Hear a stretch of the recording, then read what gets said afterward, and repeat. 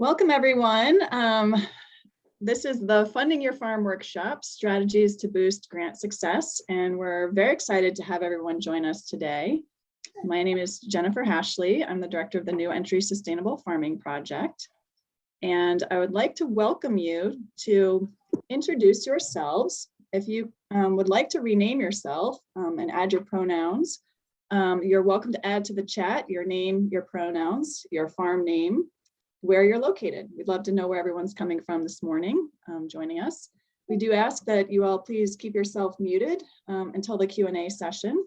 And we encourage you to use the chat feature down below on your screen to add questions as we go along. So we'll be monitoring the chat throughout the presentation today and answering any of your questions that you have. So we hope you came with lots of questions.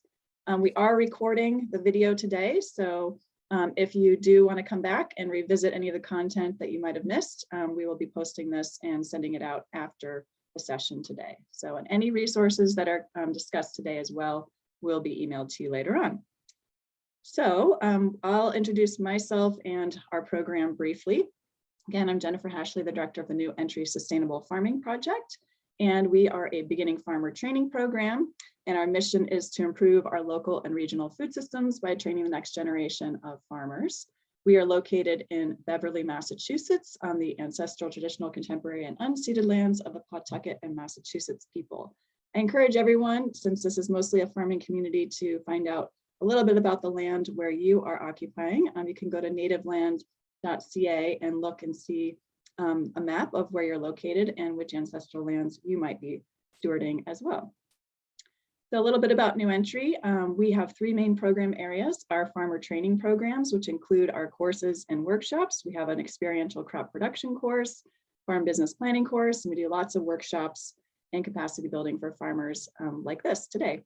We also run a food hub where we aggregate and distribute our products to food access partners and a CSA program. And we build capacity across the country through our national network, our field network, which helps other incubator and apprenticeship training programs with professional development and capacity building. That's a little bit about us. I'd love to introduce my program co-host here, Vanessa Johnson Hall, sorry, Vanessa, from Greenbelt. Something like that.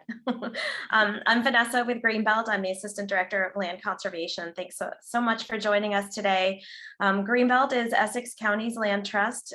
We've preserved over 18,000 acres of land in Essex County since our founding in 1961. Our mission is to preserve the natural and working lands of the county. And a big part of our work to support working farms is to put on educational programming such as this. So I want to welcome you to reach out to me with any topics you'd like to learn more about, because we always want to make sure that the programming we're putting on is relevant to your needs. So again, thanks so much to New Entry for being willing to coordinate this, and we're really pleased that you're all here. Thank you, and thanks so much too to Maggie Brown and Jan Klein, who were a part of your team, Vanessa, to help put this together as well. So we really appreciate that. And thanks to our funders. We didn't necessarily put this specific workshop in a grant yet, but we do have a series coming up that I just found out yesterday will be funded continuing in this topic. So we're really excited, and there are a bunch of other USDA funders that support New Entry's work. So we just wanted to give a shout out to those resources that are helping support the execution of this program. So thank you to our funders. And I just wanted to briefly review our goals for today. When you put out a workshop title called Funding Your Farm, I think a lot of people come here really hoping that there's a magic bullet to find money that's hanging out there from the trees and figure out how to just start up and pay for your farm. So we hope to accomplish a little bit of that today. We hope that you'll learn about the funding opportunities for your farm. We hope that you'll take away some lessons that our esteemed panelists will be sharing around their strategy and how to prioritize what grants or loans or capital to secure for your farm, where to go for support. We'll talk a little bit about some application tips and tricks. You'll hear from these pros about some strategies that they've used. Hopefully you'll get your questions answered. You'll find some new resources. And just a warning, we are here in Massachusetts. So when we talk about a lot of the grant programs, all of our speakers are from Massachusetts. So we will be talking about a lot of the Massachusetts State Department of Agriculture's programs. So if you are tuning in today from across the country, as I know many of you are, just remember that your state Department of Agriculture hopefully has additional resources similar to these that you can tap into as well. So just to start us off today, I wanted to make sure everybody understood the definitions and differences between grants and loans. So grants can be thought of as free money. It might require, it's usually competitive. Sometimes, it's restricted to very specific projects. Often it is. You probably will have some reporting requirements or accountability requirements. Usually grants are pretty competitive. People aren't just lining up to give away money for free. So there is an application process. And some grants require cost share or match. The funders really want to make sure that you have skin in the game, and that if they're giving away money for free, sometimes they want you to pony up some dollars as well to make sure that you're going to value the resource that you end up investing in with their funds. Loans, on the other hand, pretty obvious. It's usually borrowed money. You have to pay it back, usually with interest. And it's usually pretty challenging to make sure that you are documenting that you're a good credit risk and that you're not going to, not be able to pay the lender back. So just so we're clear on the difference between grants and loans, I think some of our speakers may talk about how they funded their farm through a combination of both. And oftentimes that's really what's valuable is, leveraging where you need to borrow and where you can have some support that doesn't need to be paid back. So this is very small. You will receive a little handout about some general grant writing tips, but I've been writing grants for over 20 years. So just wanted to share a few little highlights from my perspective that I think is really helpful. If you are going to go the grant writing route, the most important thing you can do is actually read the grant application.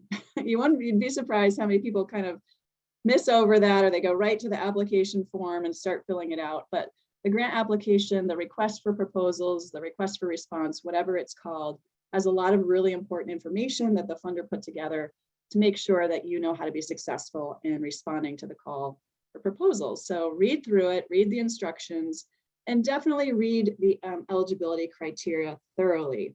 If you can talk to someone, a program officer, that's really recommended so that you understand if you really are eligible, because there's nothing worse than spending your time applying for something where you really don't fit the bill for that program. So again, definitely follow all the application instructions, make sure to format and write the application to meet the review criteria. Usually every proposal request has review criteria. They say what they're looking for. They even give you a point rating system, how much percentage of the proposal is going to be weighted this much.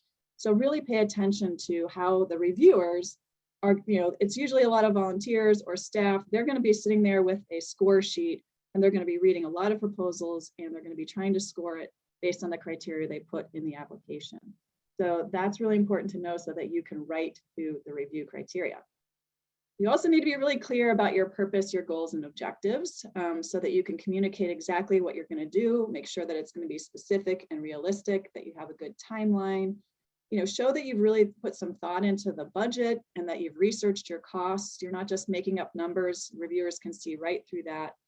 They can also really judge you whether they feel like it's going to be realistic or not. If you're promising too much and too short of a timeline, sometimes that can backfire. It's helpful to connect the project to the past and the future. Let people know how you've been successful in the past, how much you've achieved, what you're planning to do moving forward, show how you're going to continue the project after you utilize the funds.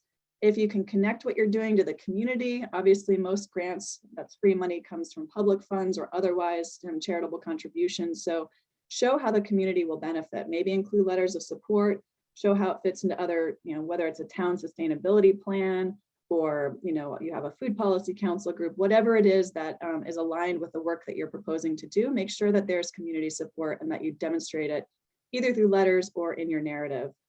If you are trying to show some complicated information or exactly where you're going to put something on your farm, don't make people guess about your location. There's a lot of free online maps that you can download. You can create graphs, you can, draw pictures, whatever it is to show exactly what you're going to do, where it's going to go. Again, to show the reviewers that you know what you're doing and you've thought about this. And then definitely proofread and edit your work. Obviously, we all have things like Grammarly and spell check, But maybe it's a good idea to just give it to someone else to read through. Make sure that your ideas are coming across clearly and making sense before you submit the application. Really, a lot of grants can be judged. Like if you can't write a good quality application, someone might question whether you're really able to manage the funds and they want to trust you with the resources. And if you don't get the grant the first time, that sucks. It's disappointing. It's terrible. It feels awful. But think about how you can learn from that. Think about how, if you can get feedback from the reviewer and figure out how you can maybe better present the project next time, or maybe it's just not the right time at the moment. Learn from the rejection, learn what you can do better, and try again. I can't tell you how many times I've gone back to the same funder trying to take that feedback and improve our proposal.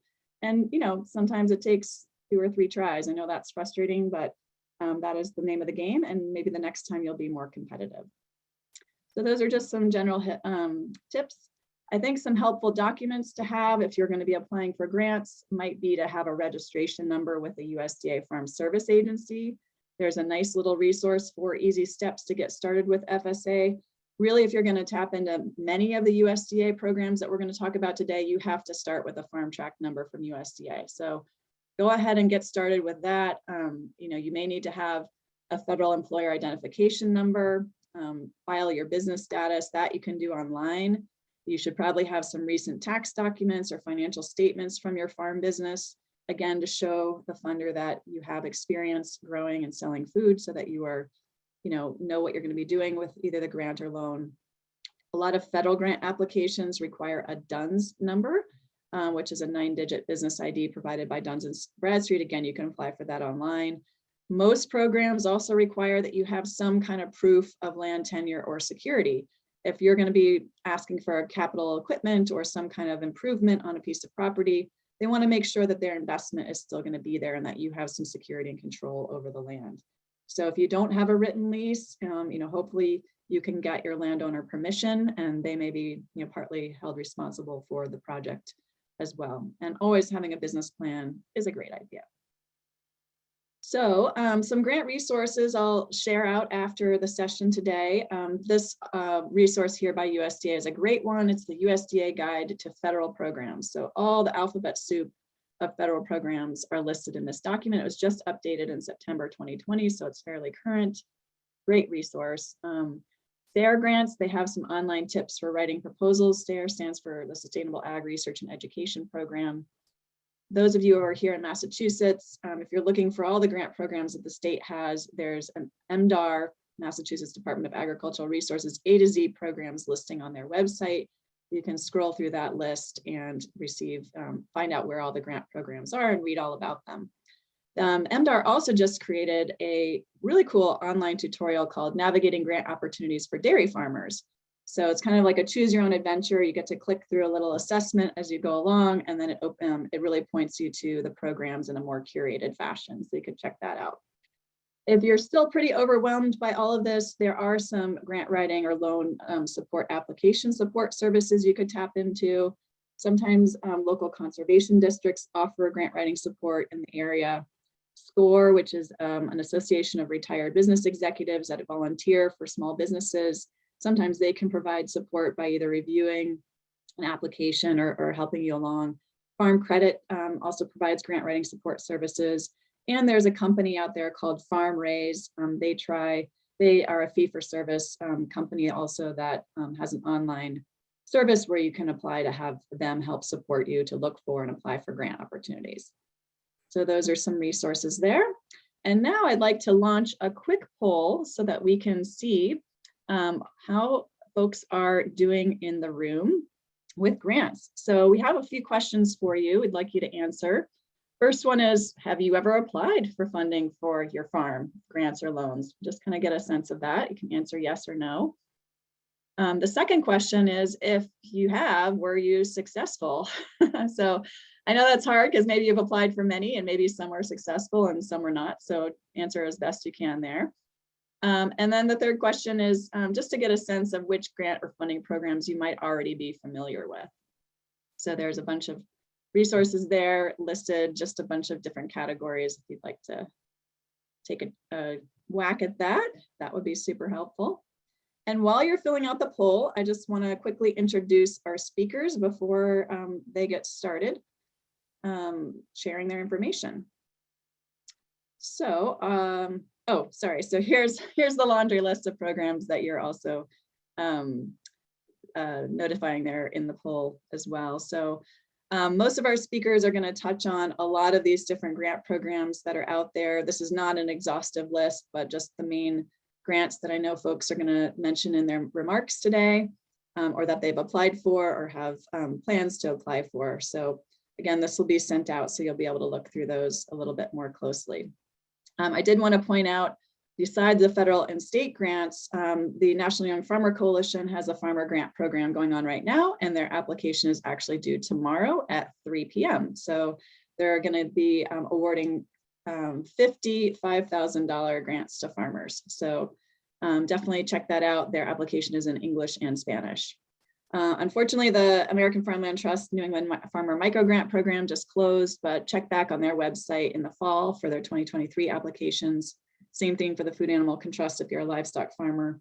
And the Southern New England Farmers of Color Collaborative had some Seeding for Success stipends that were just due this week. But definitely keep an eye out when funders have grant opportunities. They are definitely sending out announcements on listservs and doing a lot of outreach about upcoming deadlines. Many of them have webinars to help you through the application process.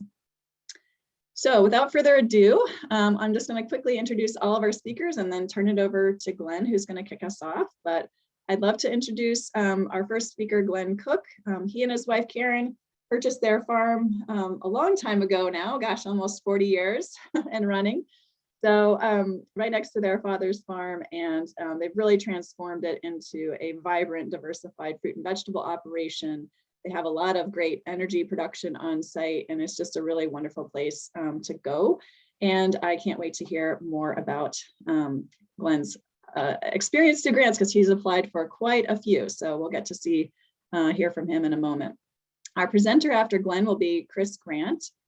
And Chris Grant grew up on a small farm in Essex, Massachusetts, and he hasn't gone too far since. So he went to high school at the Essex Agricultural and Technical High School and went to the Stockbridge School, UMass. And then he started farming early on with the school FFA project, and then was able to work with the greenbelt and the town of West Newbury to purchase his farm that now has an agricultural preservation restriction. So he'll talk us through that process and the collaborative partnerships that he needed to put together to make that happen. Then we'll hear from Brittany Overshiner, who is no stranger to applying for grants and funds and going through the land acquisition process. So she's been farming for a long time as well, started out in the Medway Community Farm and established a great CSA program and a lot of public education. And then farmed on some leased land and bounced around a little bit, I think. And then finally was able to purchase their farm in Pepperell on 131 acres of also APR land. And so they're farming year round and building up their business and looking for a lot of support for infrastructure for their new farm. And lastly, we'll wrap it up with Mohamed Hanan, who is no stranger to new entry. He came to us in 2018 and started Hannan Agro Farm. And it's been a joy and pleasure to work with Mohammed over the years. He works full time in addition to farming, so he's a very busy person, but he's recently graduated from the incubator program at New Entry and is now leasing 7 acres of land in Lincoln, Massachusetts, growing lots of amazing and unique and ethnic vegetables for his community. And he is going through the painful process of starting a farm from scratch with zero infrastructure. So he's very much in the mindset right now of grants and loans and all the other capital that takes. So without further ado, I am going to turn it over to Glenn to take us to the next part of the presentation. And I'm going to try and stop sharing my screen because everything is now blocked by my view here. All right, great. Thank you, Glenn. All right. Thank you, Jennifer. That was a very, very good overview. And in fact, it takes a good part of my presentation.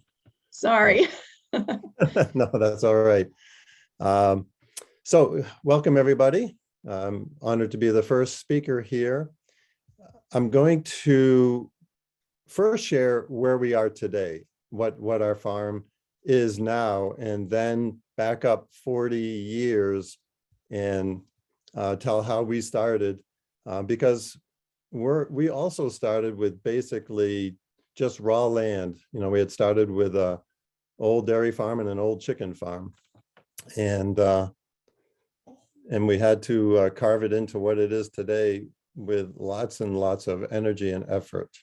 So this is an overview of the farm today, and it's pretty impressive. When I see it, I can't even believe it myself.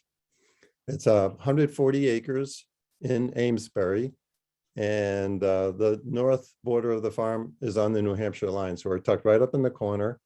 It's we are very heavy into pick your own crops. We have about 10,000 fruit trees. So we do all the pick your own fruit, tree fruit, small fruit. We grow about 40 to 50 acres of vegetables, and market this all through an on-site farm store. The lower half of the farm was the old chicken farm, which my wife and I ended up buying in 1981. And the north side, the upper side that goes right to the New Hampshire border, is the larger piece. And that was an old dairy farm. So when we acquired it, everything was really rough and run down, and there was no retail market at all. So that sort of sets the stage. 40 years ago, when it wasn't cool to farm, is when we were able to purchase these properties. And believe it or not, our farm is 14 acres, and we picked that up for $90,000, and it was on the market for years, a couple of years. And the dairy farm was on the market for a couple of years as well, and that went for 130. And back in the day, that was a lot of money, and people were not clamoring to buy these large tracts of land. So we got in a few years before things really started to jump. And farming didn't become cool until the late 80s. And then we really started to think we made a pretty good choice, but it was quite a slog. So how did we start? We basically, Karen and I were engaged, and my dad and mom, as a retirement project, had bought the Battis farm, the old dairy farm. And while we were dating, we were helping him just try to get it ready to plant a small orchard. He wanted about a 5-acre orchard for his retirement project.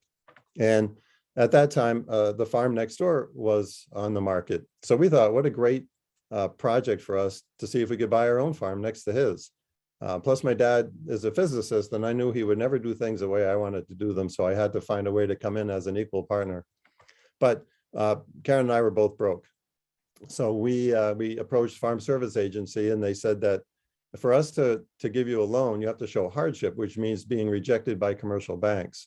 And that was super easy to do because we really didn't own anything and had no history. So FSA, Farm Service Agency, loaned us 100% of the $90,000 at a 5% rate, which sounds high today, but back then banks were loaning for about 13 to 14%. So that was very, very helpful. And they gave us 40 years to pay it back, which we ended up paying it back in maybe 15, 16. I've always been one to put everything back into trying to get out of debt and to cover more principal than we're required to, even though we really scrounged to try to build the farm up. We worked off the farm. I taught at the Aggie high school for a year, and then I went off to run an orchard in Groton, Mass for I think 7 or 8 years. And that was a major project while we were developing our own farm. It took us about a year to go through the purchase. And the first thing Karen and I did on our honeymoon, we moved onto the farm, and then we passed papers a month or two later. But all our wedding money we pooled and put into buying our first orchard trees. So we planted 900 trees on our honeymoon that we bought with money we made from our wedding. And she went to work downtown, and I had a contract pruning business on the side in the winter. And we also started raising chickens because we had all these old dilapidated chicken barns. And we got up to about 17,000 chickens at a time. So I was working in Groton, building our own farm, growing 17,000 chickens basically without any help because we couldn't afford labor. And about 5 or 6 years in, I was really starting to wonder if I could hold up. And so we started using interns from around the world, and with different programs through Ohio State University, Global Outreach. And we've had about 100 interns living with us over the years from all around the world, about 26 countries. And they really were the backbone with all their different views and experiences, though some of them had never farmed before because they were coming out of universities. But we kind of piggybacked on their backs to start to build this farm. 10 years in, after Karen and I had already built our own farm business, and my dad and mom were trying to do a little bit on their own, we pooled together, because then we were able to bring in our own business. And at that point, we started to really work together and look for how we could actually grow the business into something that could really be sustainable and support us. So we did a number of projects early on with NRCS, Natural Resource Conservation Agency. They helped us to build a pond. Our farm is right in the pathway of hundreds and hundreds of deer, and we found everything we did would just disappear overnight. And so we have put up deer fencing 3 different times over the years, and some of it with funding from NRCS. And now our entire farm is encircled by 8-foot-high tensile wire, about 3 or 4 miles of it. So some of these things are very costly. We put in 3 wells with their help. Irrigation, they did some planning for us. We just installed 7,000 feet of 4-inch main line from one end of the farm to the other, off of 2 beautiful wells that they helped us put in. And so now we can get big water anywhere on the farm, which is huge. We've done some energy projects with them. They kicked into a solar project. The farm now is about 80% self-sustaining on solar, and we have a big footprint. I think we use about $60,000 worth of electricity a year. And we cover about 45,000 of that with our own solar. We have 850 panels on 6 different installations. We had a number of different grants for that, and some drainage projects. MDAR, Mass Department of Ag Resources, Jennifer had referred to that, has lots and lots of programs. You've really got to go online and just read through them. I do that every couple of months, even though I feel like I'm familiar with them, just because they're changing, and some are funding and some aren't funding. But we've done a lot with the Agricultural Energy Grant Program with Jerry Polano and his crew, and the AEEP program. They have really helped tremendously, especially when solar was just becoming big in like 2008, 2009. We got in on some of the early programs that pay back, what they call the SREC program, which no longer exists for new installations. And we got in on SREC 1 and built a pretty good size installation, 80 kilowatt. And that basically paid for itself in 2 years. And now electricity rates back then were 16 cents and now a kilowatt hour, and now they're 26 cents in our particular town. So the energy we're producing is even more valuable. So that has been a wonderful addition to us. Also, they help fund some wind turbines, which you can see in the background of this middle picture. And that, not everything we do is a winner. We certainly have tried a number of things. And the wind turbine, we thought being just a few miles from the coast would be a good wind resource, but they really take more wind. They have to be higher, they have to be bigger. So that program, we were a pioneer in it. I wouldn't recommend it unless you've got an awesome wind resource. We've also funded some freezers and coolers with the energy program. Another one we did about 9 years ago was the Farm Viability Enhancement Program out of MDAR. And we are not an APR farm. We have no conservation on the farm up until we did that program. Just because we've been able to get the business strong enough over the decades that we don't have to tie our hands yet, but it's not, we're still talking with Vanessa and Greenbelt, and there may be another reason to do that in the future because we love this farm and we want it to stay this way forever. But the viability grant was fantastic because even more than the funding that they give you, and you have to be a certain number of acres, and there's different lengths of time that you can put an easement on your farm, but it's a dated easement. So ours was for 10 years. We had the acreage, I think over 100 acres to get the $100,000 grant. But we had a lot of consultants, a team of 3 consultants come and really give us insights that we had not had. That was the most valuable part. And with it, we redesigned the store, the flow, because our business is growing. On a busy pick your own apple day, we can have 3,000-4,000 people at the farm, and they're all trying to squeeze through the store. Since then, we are now expanding our outside footprint, and as long as we're growing, we have to keep changing.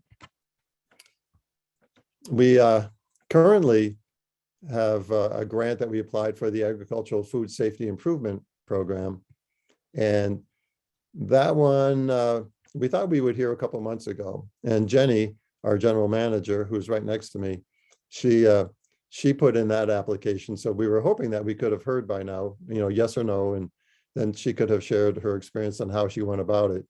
Because she's tried a couple other grants, or at least one other. We weren't successful. And like Jennifer was saying, if you fail, keep trying, because we have not been successful every time, but sooner or later you get it.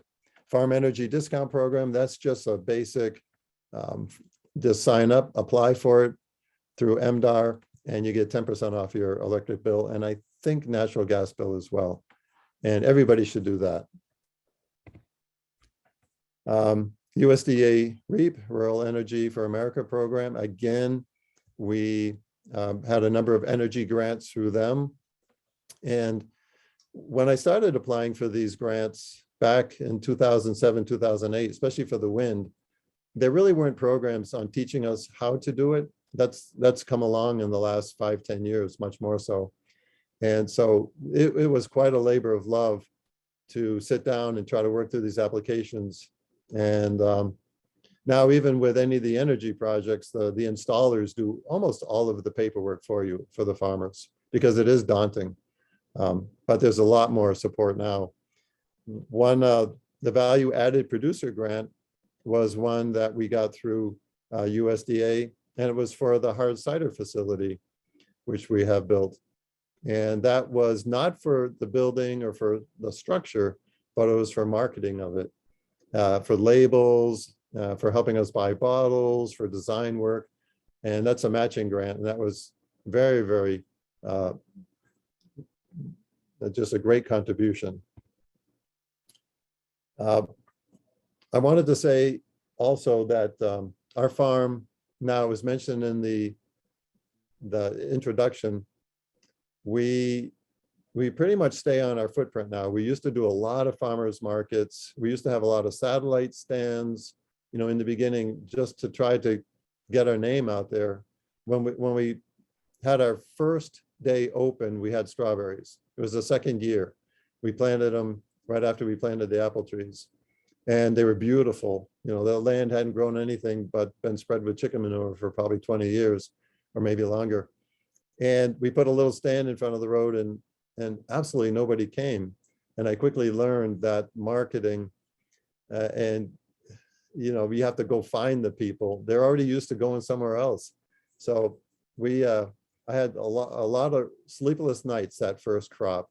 And now we do have a name, people do come, and we feel like anything we do, if we do it with high quality, they'll buy. So now we're into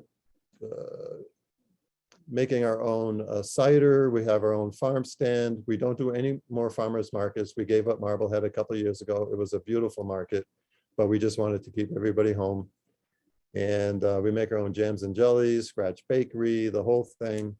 And now we also, as I mentioned earlier, have hard cider, and that's been extremely popular and made from all apples and fruit from our own farm.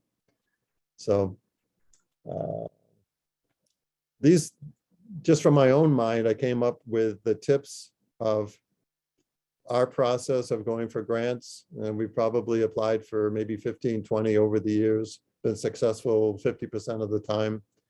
And I'm going to go through quickly because Jennifer already did this, but you can hear it in my words. Become well acquainted with the grants and funding opportunities. Just do your research. The list that you're going to get at the end of this program, or that you got already, really just take the time to look at everything available. Sometimes something will jump off the page. Match grants to your specific needs and prepare a succinct narrative.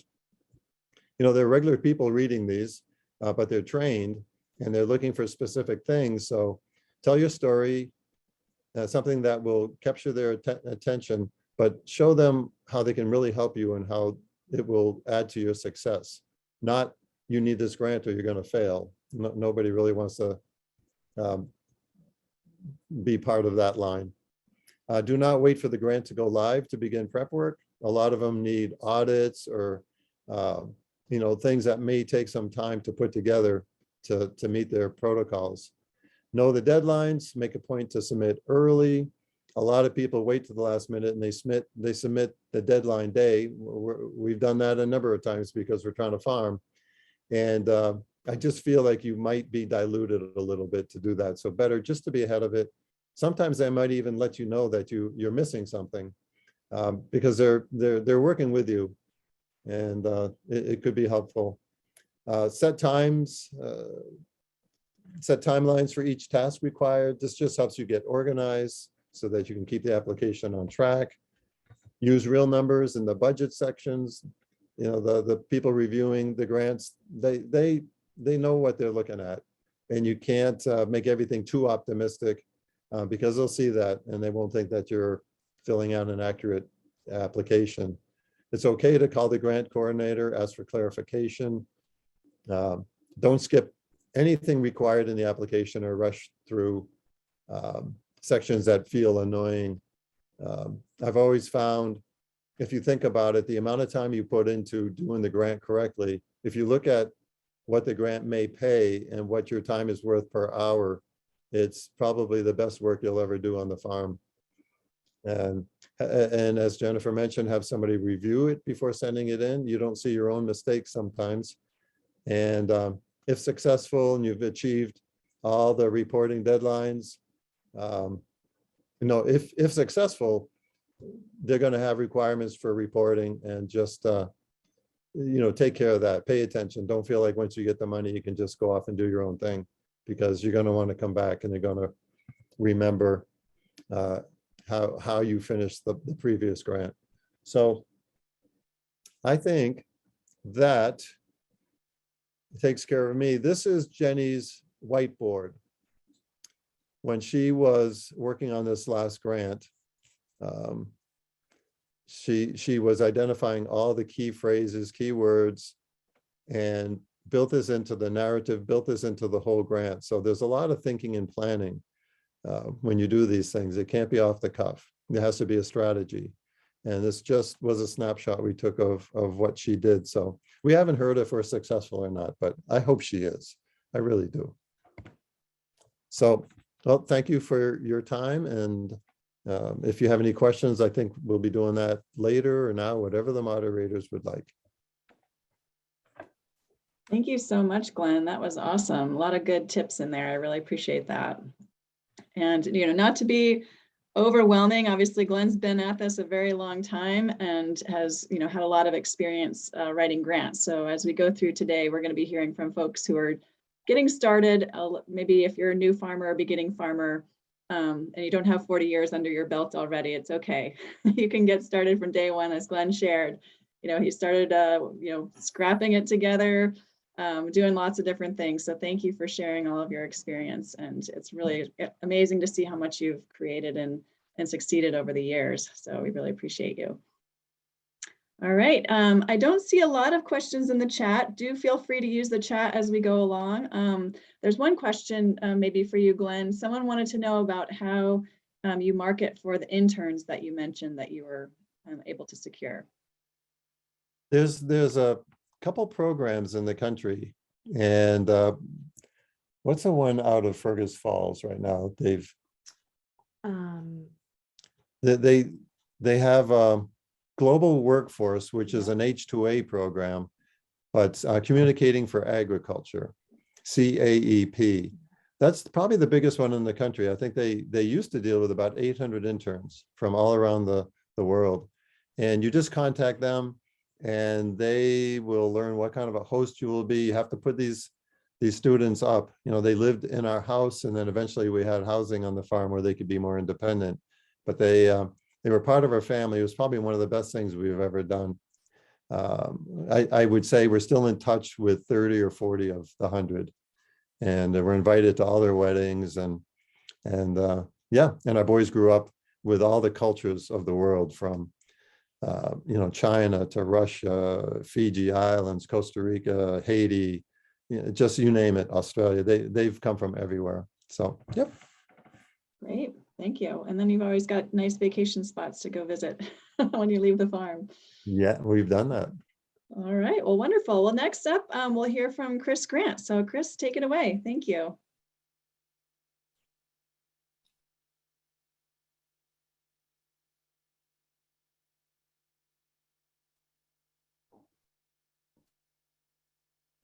And Chris, you may be muted.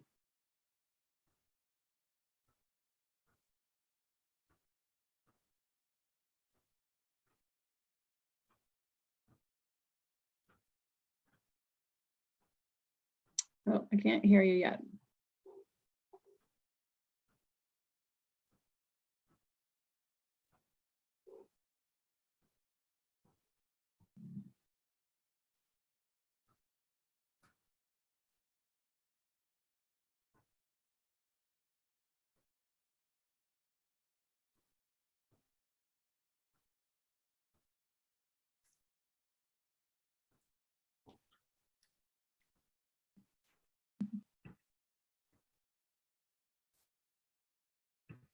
Can't hear you yet. Nope.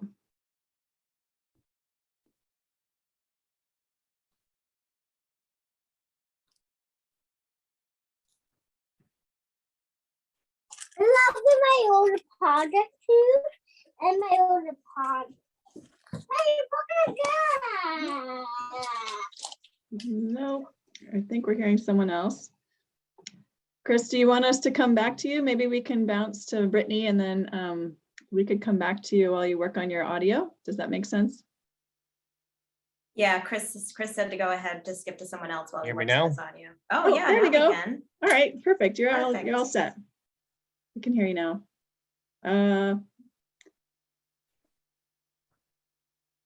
Let's see. Can you hear me now?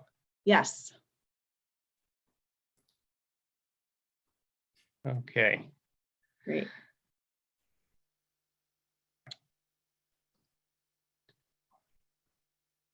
I can't hear anything. Oh, man. We can hear you. You're good.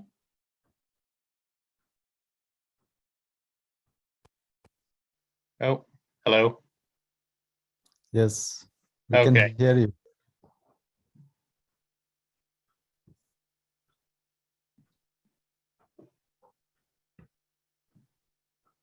Okay. I feel like I'm my worst enemy on these things. Thank you for having me. So my name is Chris Grant. I own Grant Family Farm in Essex and West Newbury. I'm going to kind of do the opposite of what Glenn did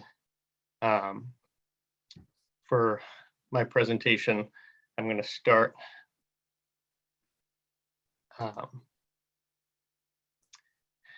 how we got here. So I grew up in Essex on a little farm that my parents worked on. When I was in elementary school, the owner of the farm passed away, and it was divided up into smaller sections. And my parents and my aunt and uncle bought the section that we lived on.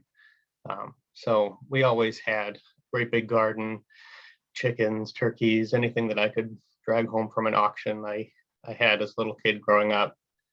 I went to high school at Essex Aggie, and I was an FFA member, and part of being an FFA member is that you start an FFA project. And in 2006, I was 16, and I started growing wholesale perennials for garden centers.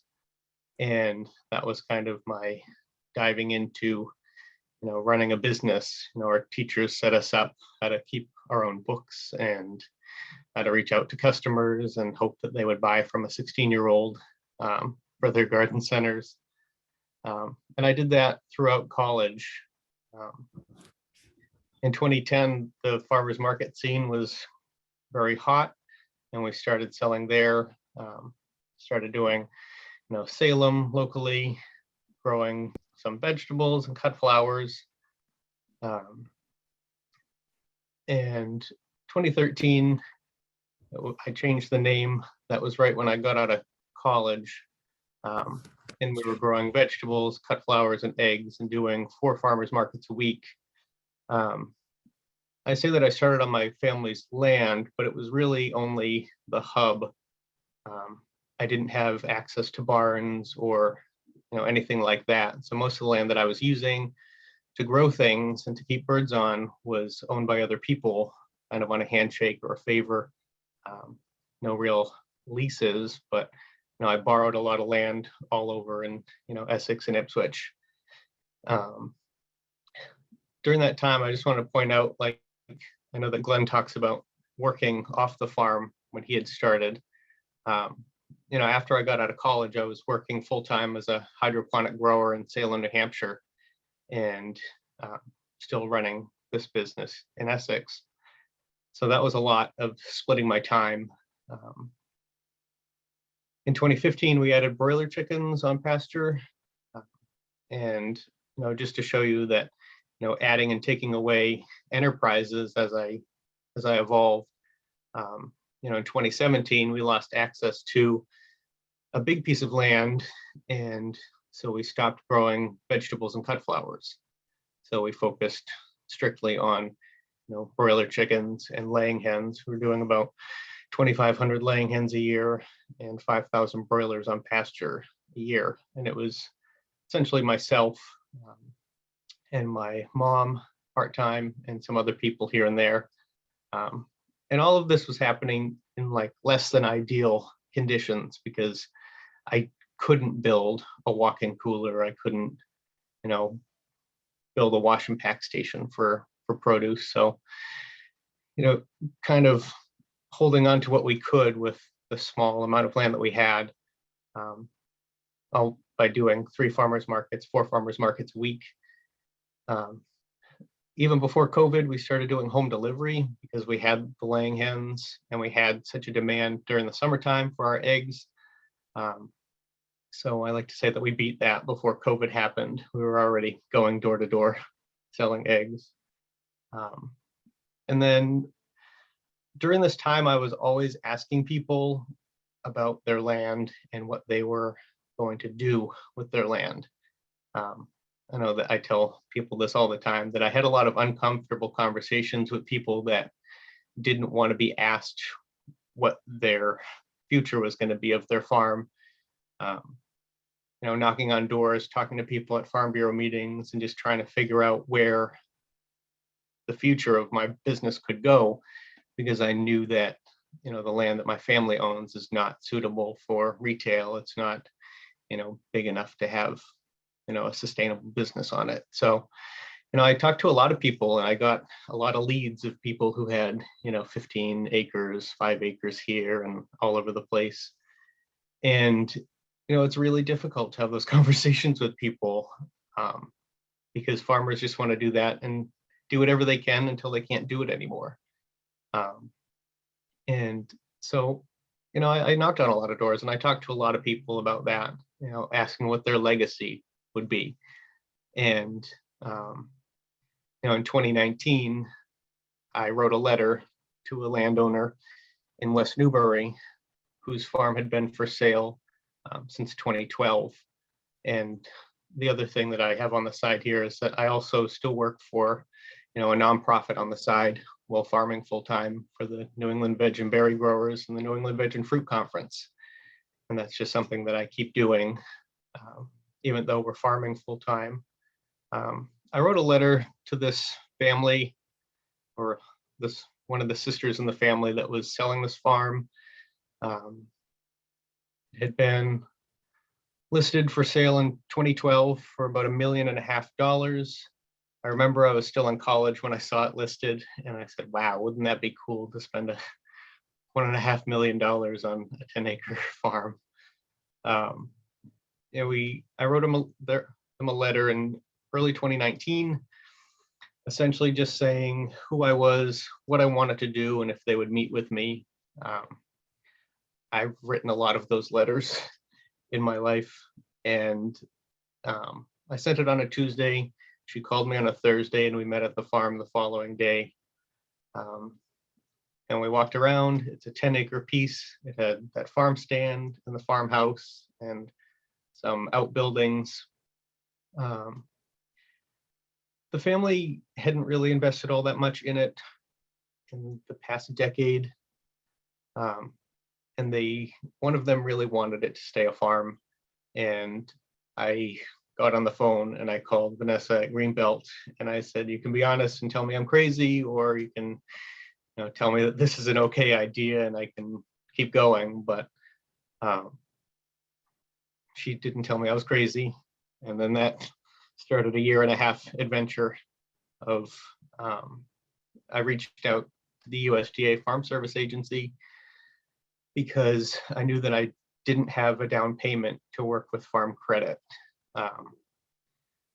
At that time, their asking price was $775, and 20% of that I just didn't have in my back pocket. And it essentially became an all-out sprint from the time that they accepted the offer, and we started developing a plan for me to purchase the land and sell the development rights to West Newbury, the town of West Newbury and Essex County Greenbelt. I'm a very linear thinker, and all of this was not linear at all because there were so many moving parts of working with FSA and all of their big check boxes that they need to do, and working with Greenbelt, who privately fundraised, and we approached the town for CPA funds to buy the development rights, so that no matter what happens in the future, long after I'm gone, this will always be a farm and it will be affordable for whoever buys it to keep it into agricultural production. So Vanessa and her team developed the APR for the property and set it up in a way that it is the best and highest value use for this farm is food production. It has a lot of restrictions on it, but they're all very important to keep the integrity of the land and the property itself. So we had made the offer in February of 2019, started working with FSA, the town in Greenbelt, and I wasn't approved for my loan until October, when the initial closing date was supposed to be in September. FSA is very deliberate, and it takes a very long time to get even a response that you are approved for the funding. So we closed on it on December 20th, 2019 with the sale price of $703,000. And in the same pen stroke, I sold the development rights for $403,000, making sure that it is saved forever. The thing about working with FSA is that, the best thing that you can have is a track record like I did, because I had been, filing a Schedule F since I was 16 years old. I had a lot of numbers. I didn't have a lot of vegetable numbers because I didn't grow them for the previous 2 years. And because I didn't have those numbers, we had to use the county and national averages for, what's the value of a bunch of kale. It's very different for me selling it at a farmer's market than it is coming out of Salinas Valley, California. So using those numbers kind of hindered me in being able to justify of what I could, produce on this 10-acre piece, prove that you can take on a mortgage. One thing that I have to tell people all the time is to make sure you're treating your business like a business. It's one of those things that if you're not, if you go into it with too much daydream and not enough, business plan, they really have to reel you in hard and make everybody understand that this is your livelihood. Even though I had off the farm income, that helped me a little bit, but making sure that we were keeping books well, and having that to show them that we could hand over our taxes from the past 3 years, and they were clear and concise, and there wasn't any confusion in it. Like I said, I didn't have the down payment, and if you do have a down payment, you can work with Farm Credit or a bank in your area if they'll take you on, and they can close the loan far sooner than FSA could. The timeline can be very long. It was essentially 9 months for us, and they won't start the process and put you in the line until you have a signed purchase and sale agreement, which, if you have a good lawyer who understands farms and can work with the family and get that sooner rather than later, that works in your favor for sure. But if you are working with FSA, the landowners definitely need to understand that they can't tell you that they can close it in 3 months, because that's just unrealistic for the way that the federal government works, because they are doing so many different types of due diligence. It is overwhelming.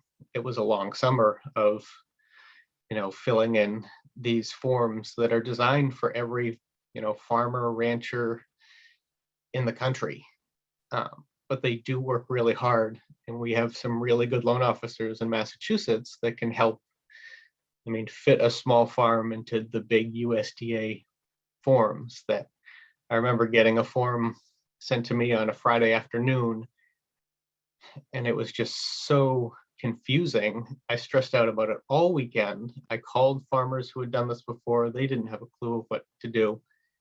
And I called my loan officer Friday morning, and he said, "Oh, all you have to check is no, sign it, and send it back."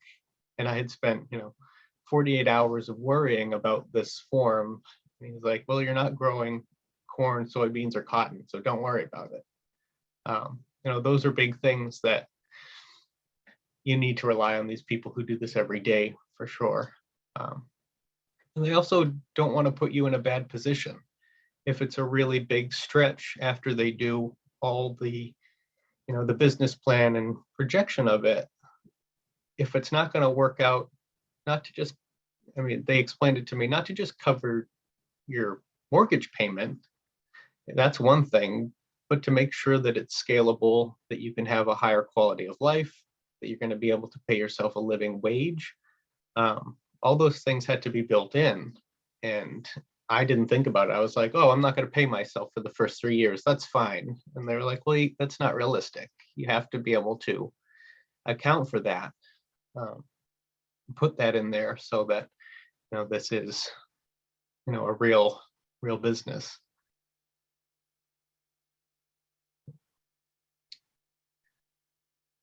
So we closed in December of 2019. The world kind of shut down in March of 2020. So we were moving a business, starting a business, and doing everything while the pandemic, really ramped up. We opened the farm stand again, and the town is super supportive of this. It's on a fairly busy road. This farm stand is in commercials. It's on the honor system still, mainly because we don't have the capacity to staff it. But people have been, for the most part, extremely honest. You know, in 2020, my partner Alice came on. She left her job full time. My mom left her job full time. So my mother does most of the laying hen business, and Alice and I do all the growing and retailing. We still do farmers markets, which is a big part of what we do, of how I started. So now we have a full complement of all the vegetables and cut flowers. And just to show you, you know, the evolution is that, you know, in 2021, we stopped doing broiler chickens, partially because of, you know, essentially slaughterhouse logistics and just us spreading ourselves too thin. We're cutting back on farmers markets now and putting most of our weight on this farm stand. We don't do a CSA or anything like that. And this farm stand has been kind of the key to making, you know, the bigger system work of having, you know, essentially from April to Christmas of selling products, whatever we had out front.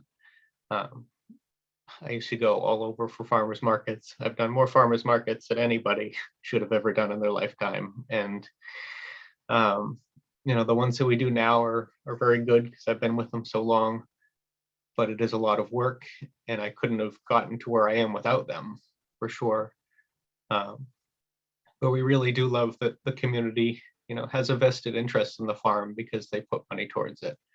And people didn't want to see this go away because it would have just been one more, you know, piece of land with 4 houses on it, rather than, you know, this farm that, if that's the only good thing that I do is that, you know, it's not going to be developed, then, you know, so be it. And there'll be a farm long after I'm gone. So for 2022, you know, we're going to keep doing a better job with vegetables, cut flowers, and our eggs. We're going to 2 farmers markets rather than 3. And we still have the 24-hour farm stand, which is cash, check, or Venmo. And, you know, it's really interesting to watch how much the community loves this place. It's been hard to get to know people with COVID over the past 2 years, but it definitely works. And, you know, it didn't come without a lot of sacrifice to get to this point.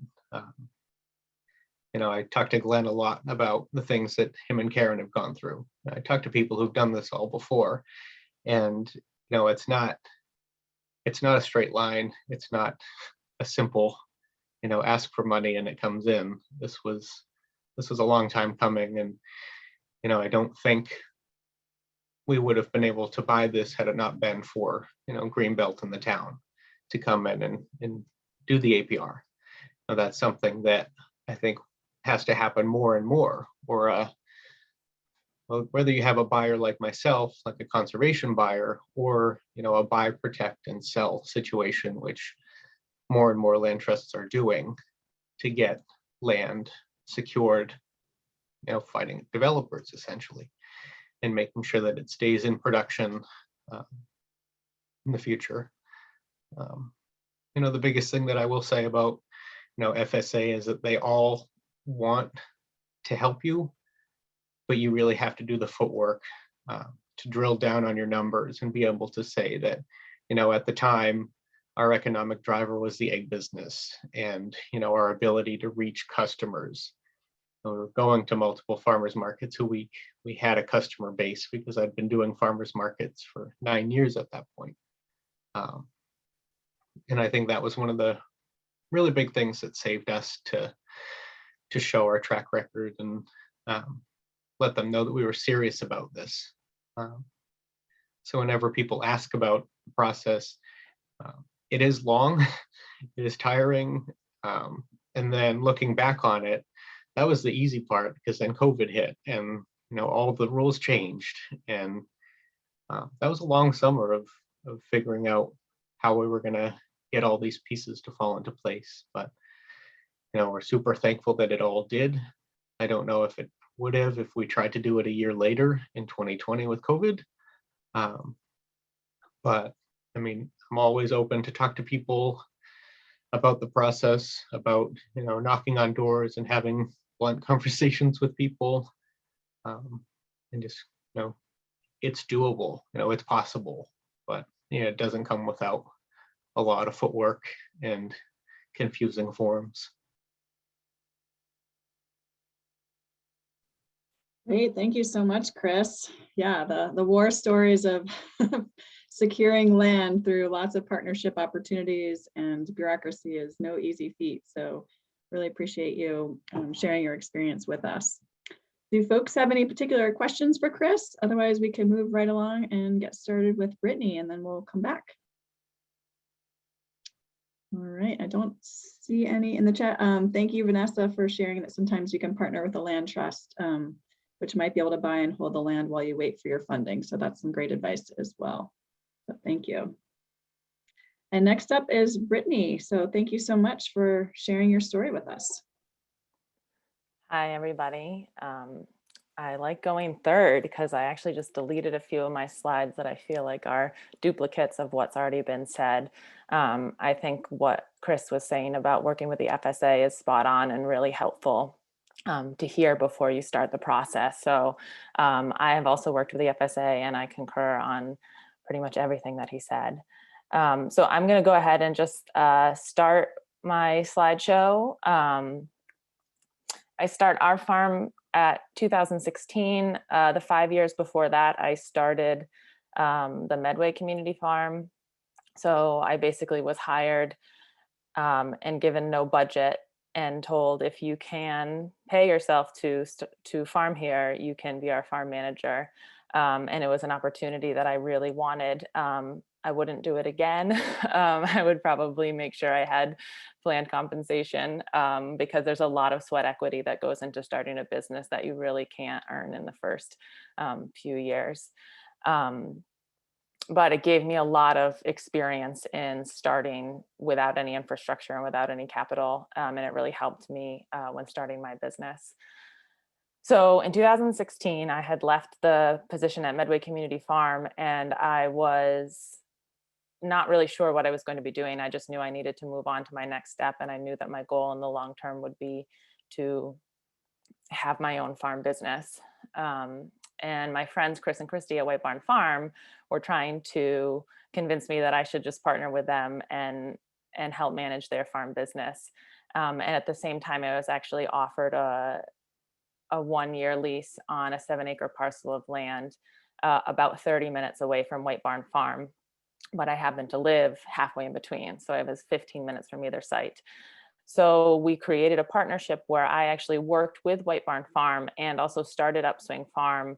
Upswing Farm sold vegetables to White Barn Farm. And we didn't actually do it as a buy sell. We just sort of, legally, I'm not really sure if there had been a falling out, how it would have gone. But basically I started the LLC, I ran my own business, but also worked with White Barn Farm. So some of the produce that we were growing at the Upswing lease land was going to the Upswing farm stand in CSA, and some of the White Barn produce was going to the Upswing farm CSA. So I started a small CSA, and I also attended one farmer's market as Upswing Farm.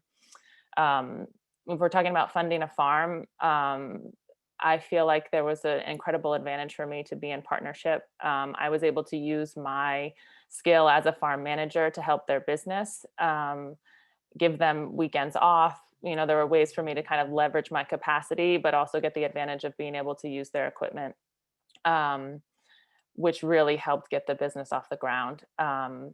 So that's a sort of creative, non-traditional way that we funded ourselves in the first year. And although it was wonderful and I adore Chris and Christy, being 30 minutes away, it was just too far. So we split in 2017. We have more traditional relationship where we just would wholesale produce to White Barn Farm. My husband, who had actually taken over managing Medway Community Farm, joined me. And then another creative way we began to finance the business is we sold investment shares. So essentially we had 10 people who bought 3 years worth of vegetables. from us as opposed to 1 year. And we committed all of those to capital investments. So it was $24,000, but it was really critical. We were able to put a down payment on a tractor. We bought some really important implements. We were able to buy a propagation house and build a cooler. And I will say that I also took no income in those first 2 years as well. So all of my income from those 2 years just went into building the capital for the farm. We did 4 seasons CSA. We grow primarily vegetables. We have a small, well, not so small, but compared to vegetables, we do flowers as well. And that's kind of where we still are, just on a larger scale. We began negotiating, well, the landowner essentially offered us, if we could figure out how to preserve the farmland, we would be able to purchase it. And so we were working with Sudbury Valley trustees. And unfortunately, we got fairly far along in the process, and then the landowner decided that he wanted to sell the land to a former tenant. And so we found out in May of 2018 that our 3-year lease would not be renewed. And so we started very actively searching for land. The area where we were farming, there's almost no farmland there, and the farmland that is there is very inaccessible. So we gave ourselves a sort of range of about a 1-hour drive from our current market. And there still really wasn't any farm that was even remotely within what we believed we could afford within that range. We did at one point consider partnering with a couple who had greater financial means, who wanted to support a farm, which allowed me to look at properties that I wouldn't have considered because they were outside of our price range. And one of those properties is the property we're currently farming, which is in Pepperell, Mass. It's a 131-acre farm, which is also a lot larger than we would ever have anticipated wanting to purchase, but it is conserved by an APR. And basically it was a similar, the property had been on the market for 5 years. The price kind of kept coming down. It was obvious to me it wasn't listed at agricultural value. And when it's an APR farm, it's going to sell for agricultural value. The program protects the property from just being sold to somebody who's wealthy and wants to have a big backyard. Because you need to be approved by the state as a farmer. So again, we've been filing our Schedule Fs, which was really important to be able to acquire an APR farm. We finished the investment share, which was fairly easy. And then we moved along. We decided that we were going to keep farming in 2020, even though we would have to piece together our farmland on 3 different parcels in 3 different towns, and move to distribution sites that were off farm. So 2020, and then there was a pandemic. So 2020 was, honestly, if I had chosen not to farm in 2020, I think it would have been harder. I feel so fortunate that I had a job, and that I had a job that, was outside, and that was uninterrupted, more or less, not uninterrupted, but, 2020 was very difficult, but I also spent a lot of time in a car just taking deep breaths, which made it possible. In the winter or spring in 2019, I leapt ahead just a little bit. I did participate in the MDAR Growing Your Farm Business course, which I highly recommend. You need to do it in a timely way. You need to be really ready to write a business plan that is targeted. So I was writing a business plan to be able to apply for a mortgage. And so I had very, very clear goals, and I was able to get like the most out of it. Whereas I think if I had signed up for the course being like, I want a farm, I'm not sure I would have gotten as much out of it as I did. So I knew that I was applying for funding to purchase a farm. And that was the first year they actually tied the program in so that if you completed the Growing Your Farm Business course, then you wouldn't be required to have additional financial training through the MEGA grant, which is, I'm not even sure what the MEGA stands for, but it's basically, if you're a beginning farmer within the first 5 years of your business, you can apply for a matching grant of up to $10,000. And so we didn't apply early in our first couple of years because we weren't sure that we were going to be able to match. Although now in retrospect, I think we could have with the investment share. So look at the mega grant if you're just starting out. We ended up buying a box truck with it. I just didn't want my 5 years to pass and not get that money. So we applied for the mega grant, and we got a box truck because we knew we'd be delivering produce, and we decided that even if it all fell through, the box truck would still have value in one way or another. And so we got the box truck, which helped us with delivering our shares in 2020. And we also applied for the Food Security Infrastructure Grant, which was a brand new grant. And we applied actually for funding to purchase the farm that we're on now. And we did inquire whether we could use the money to pay for land, but I believe after applications came in, they decided that land wasn't eligible, so we didn't get the funding. But it's definitely, make sure you can ask, is this something that you would fund before you start to apply for a grant?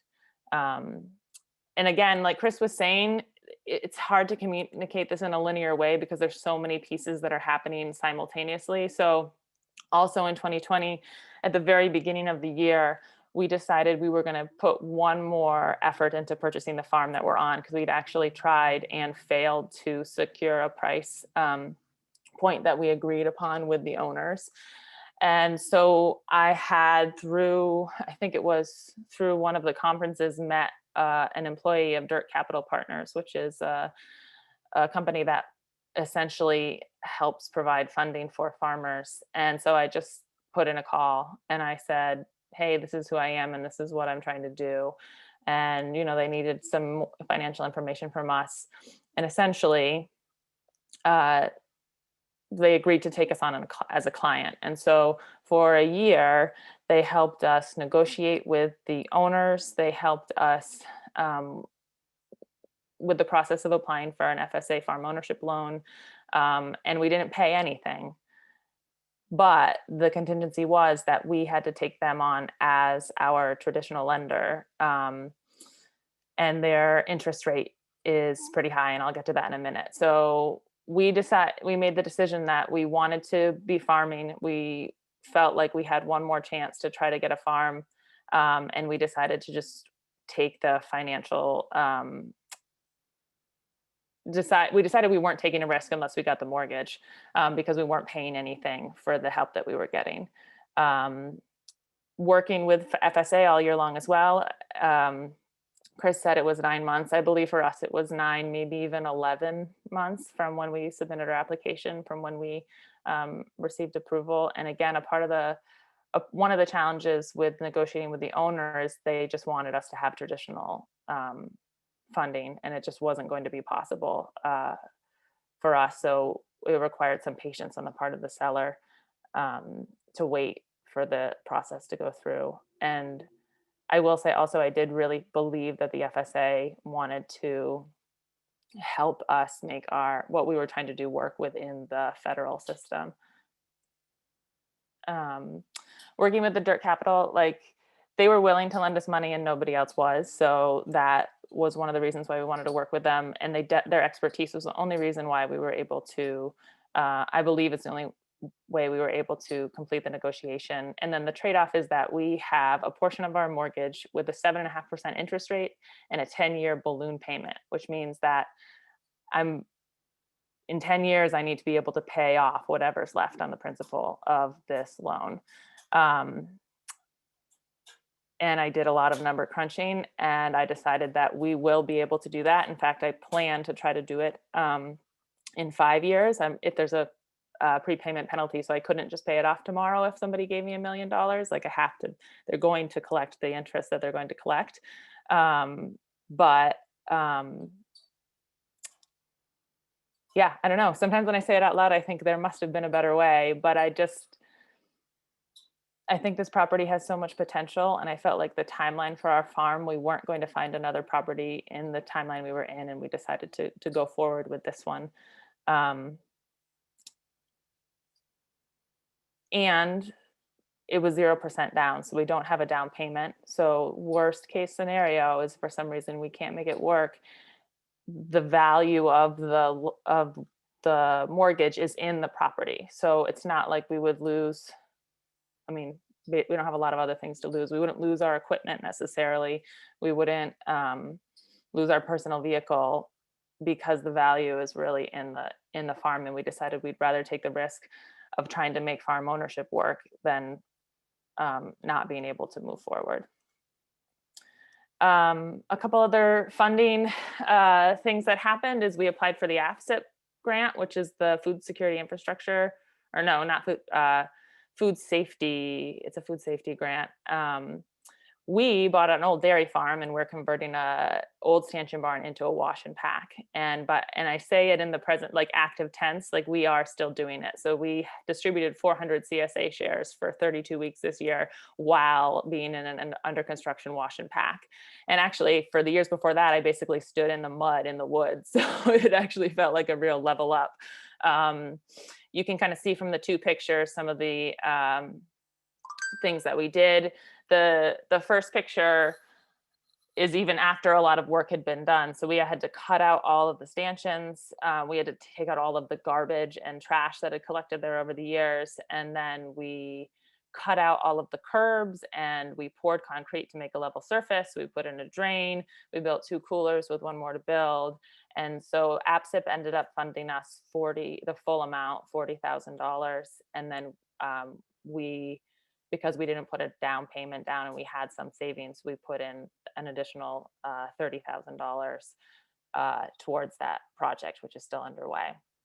A note about that when applying for grants, I think it's really important to make sure you're applying for a grant that actually is contributing to your goals as a business. So if I didn't really need I'm not actually concerned about the safety of my food necessarily, but I am that's terrible. I don't mean that at all. I don't think that this grant is necessarily making my food $40,000 safer, but I do think it's making our farm $40,000 more efficient. And so I'm having flat surfaces where you can roll produce, having sufficient storage to keep your produce high quality, having drains so it's easier to clean your workspace, making sure that whatever you're applying for is really helping your bottom line and not sort of a tangential project, unless you're established enough so that you have time and space for tangential projects. We're also trying to connect with NRCS because we know there's a lot of funding available there, but we've actually been having a hard time even connecting with them. There's been some staff turnover, and I haven't even been able to get an initial meeting. So that has been a little bit frustrating. And yeah, we've just been farming like crazy. So it's interesting to sit down and try and tell this story because I still feel like I'm so very much in the thick of it.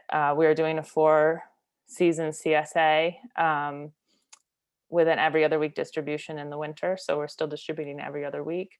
And we're just going to keep it going and keep making those mortgage payments. And just a quick one on debt. I used to be very debt averse. I used to believe that until you could pay for it, you shouldn't have it. And then I just realized that in order to be able to access some of the tools that I would need in order to farm, I was going to need to take on debt. And then to be able to access the land, I was going to need to take on debt. CSA shares are technically a debt, and it's a debt I feel a lot more comfortable with than some other forms of debt. But you take people's money and you owe them for the rest of the year. You could not do a good job giving back their investment, but then you wouldn't be getting very many returning customers. I think it's always worth doing a risk assessment. I mean, one of the things that we have to take into consideration now is, what if I break my leg? What if, God forbid, what if I die, or what if my partner dies? It starts to just make you consider things like life insurance, or just having contingency plans. And I just have at the bottom, is there another way? I think that the way that we're doing this is problematic and just sort of a result of the fact that our culture requires individuals to own land in order to be able to farm. And I think that we really need to reconsider land access, as some of the nonprofits and land conservation groups are doing, providing more affordable land access to more farmers at an earlier stage. I think would really help bolster a local food system.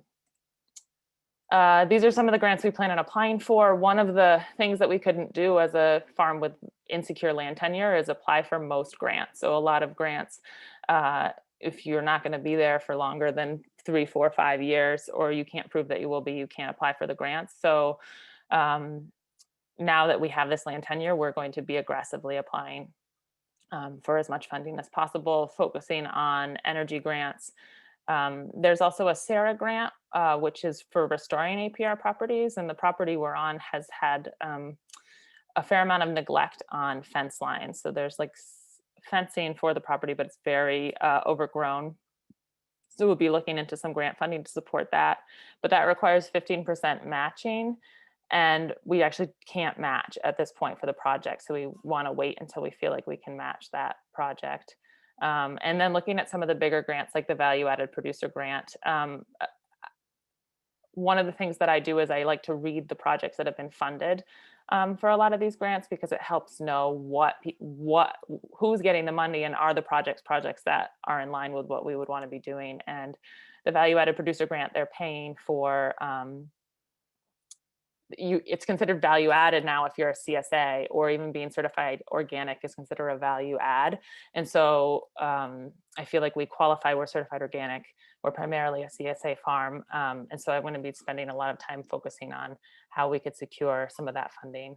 And then just some of the things we consider before we apply for a grant. Do you have to match, and do you have the money?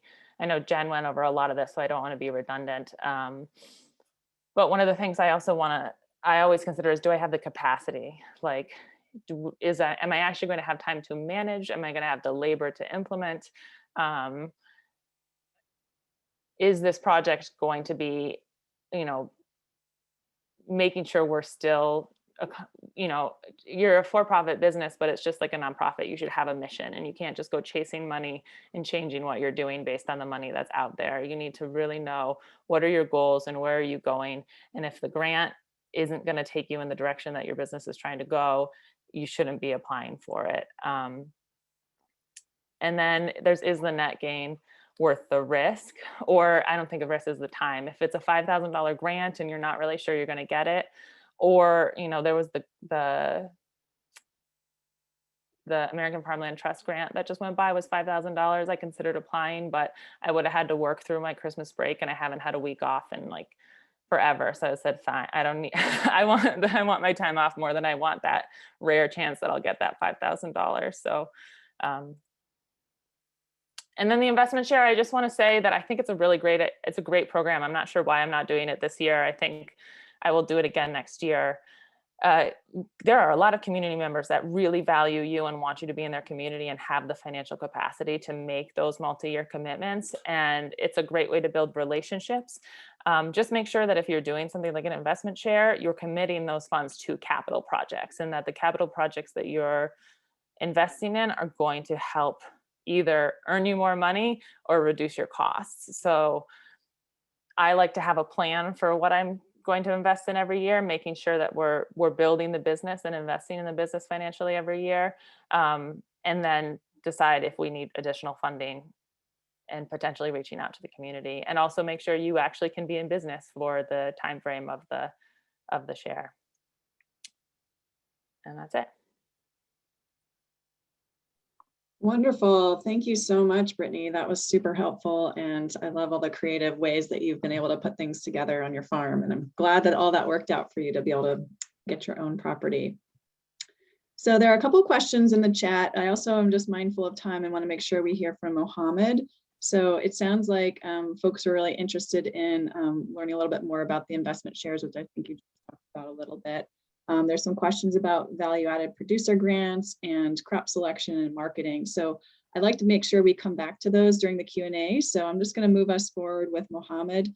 start now, and then we'll make sure that we circle back to those questions as well. So I'm not ignoring folks that put things in the chat. Keep the questions coming. All right, let's hear from Mohammed, and then we'll have some time for questions and answers. Thank you, Brittany. All right, thank you. Thank you, Jennifer. So let's see.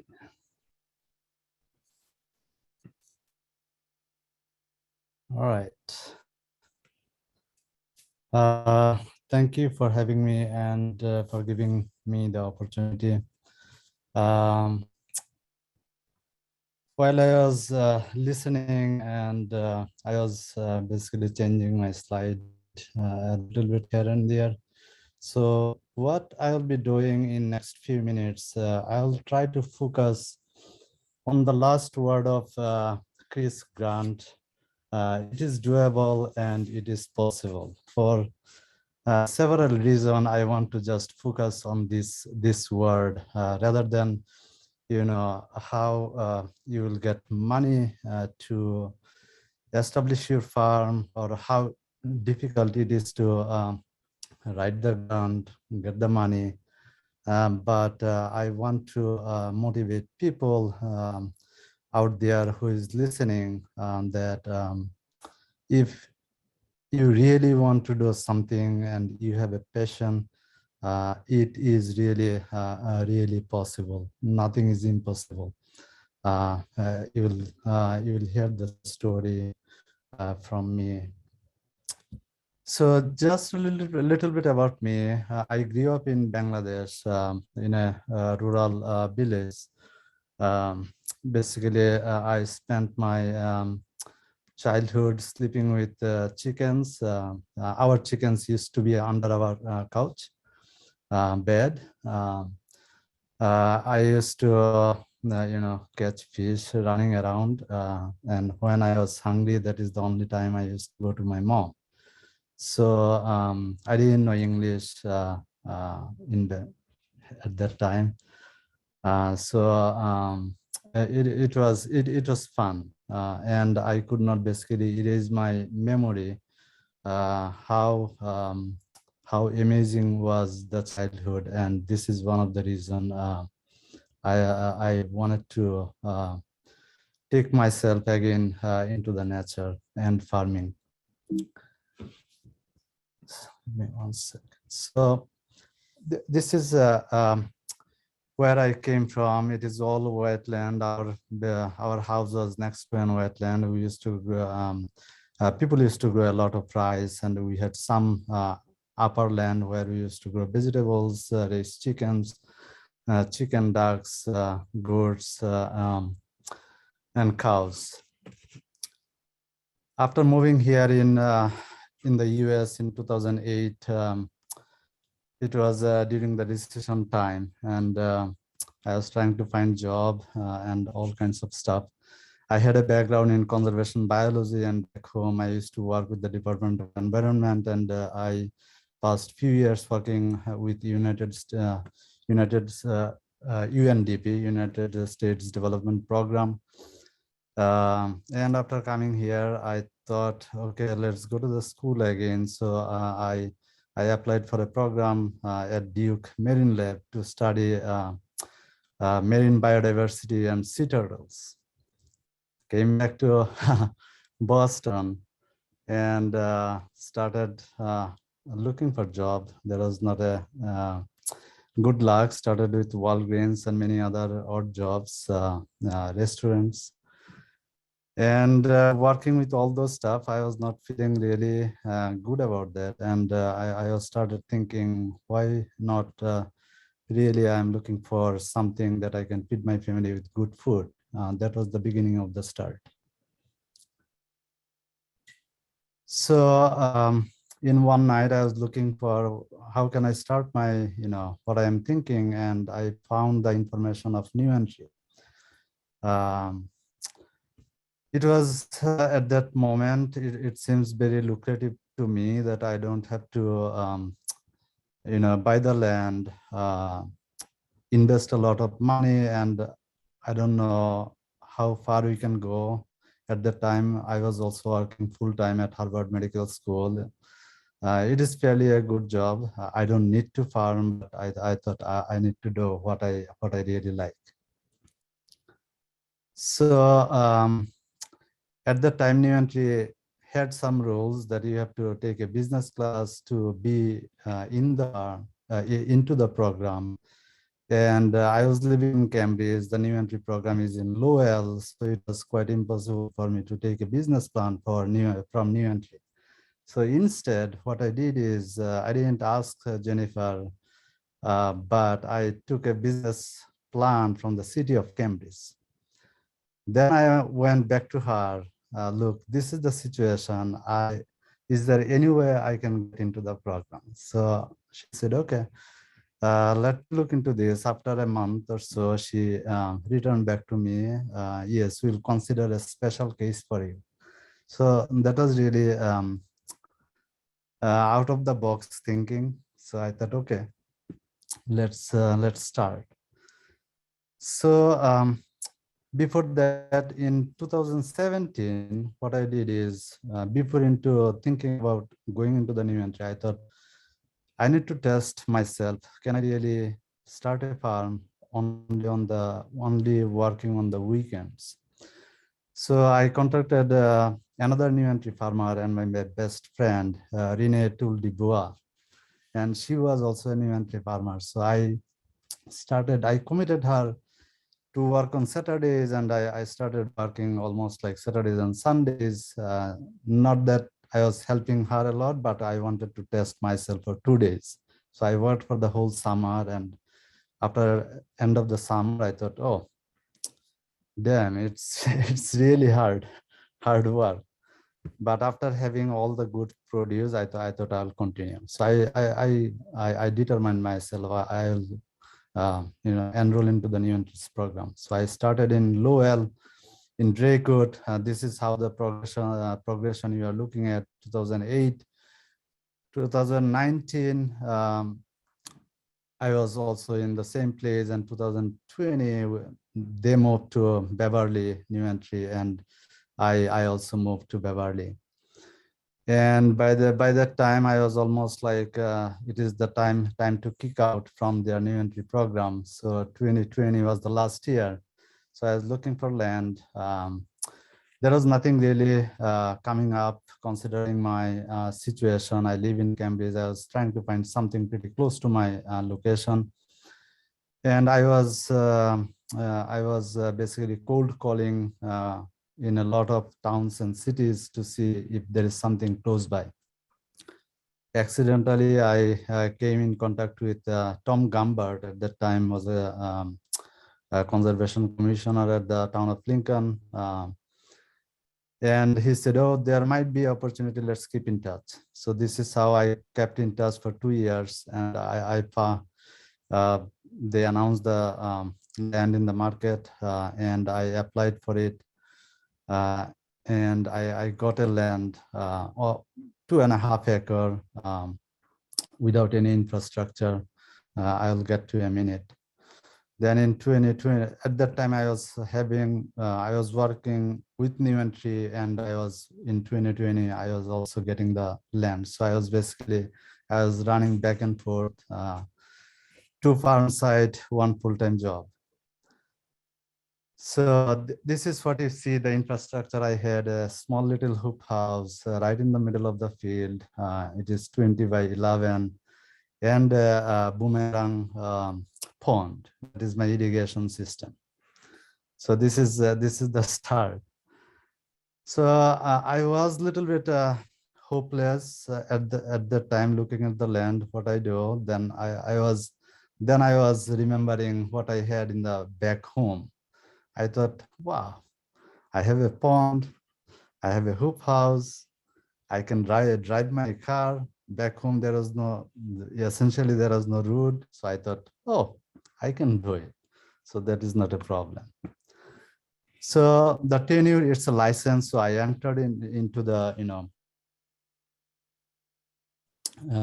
middle of the licensing. So it was not a full 5-year license. So that was a big difficulty for me to apply for a lot of grants because they want to know, do you have a commitment with the land? Do you have it for longer term? Will their funding will help you or it will not go in vain? So that was really a key aspect for me, and I was getting denied for few of the grants only for that reason, and I was trying to get in there. But finally, with the help of the town, new entry, particularly Jennifer, and many of the programs with their letter of reference and everything else, some of them believed what I was doing, it might be a feasible thing to fund it. So this is the beginning. I just moved with an empty land on the right-hand side. Left-hand side is the first generation in the US, and the right-hand side, second generation, cleaning the field. You cannot even see the hoop house right now. It was almost 5 feet high, tall grass. This is what it was. So I didn't give up. One of the things I said at the beginning that it is possible, what Chris also mentioned, if you're out there thinking what and how you will do it, I think if you have something in mind, let's go for it and keep pushing yourself. It will take you out of the boundary. At that time, as you saw, I didn't have potable water to washing veggies, and I was trying to find, I was almost reaching to the point in the harvesting season. And I was kind of frustrated. And at the end, I reached out to the town. Look, I always started harvesting. I don't have a place to wash. Then they had another site where they had washing water at deep well. And I just basically approached as a last resort, and it was under Drumlin Farm license. And after hearing my presentation and all the possibilities, the town opened up, and they basically took 1 acre section of the leased licensed farm by the Drumlin Farm. They gave me 1 section to wash my veggies. At the beginning, I also washed my veggies at one of the long-term friend, Jim Henderson, at his house in the evening. So it was fun. It was struggling, but we made it through. Then next, in 2021, in the middle of the season, that farm next to my farm stand became available, another 4 acres. So I applied it and I got it. Now I have total 7 acres in 2 different sites. Installing essentially there was only electricity and water in my other side, where is the farm stand on Route 117. Now we are installing greenhouse, high tunnel, installing the farm stand, and a lot of other stuff. So that some of them was possible through different grants. When I was moving to Lincoln in 2020, well, I was with the program at Newbury.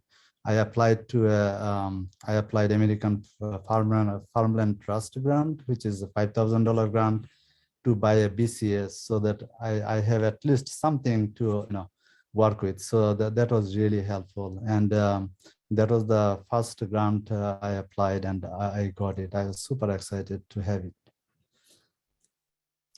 Then in 2020, I applied through NRCS, USDA NRCS grant for high tunnel and shallow well. And both of them came in at the same time. One of the strategies I took is those grants are cost reimbursement programs. So you have to pay, I mean, you have to have your money. That is what it's called, money begets money, right? If you don't have money, then you cannot do it. So I thought, okay, let's try another strategy here.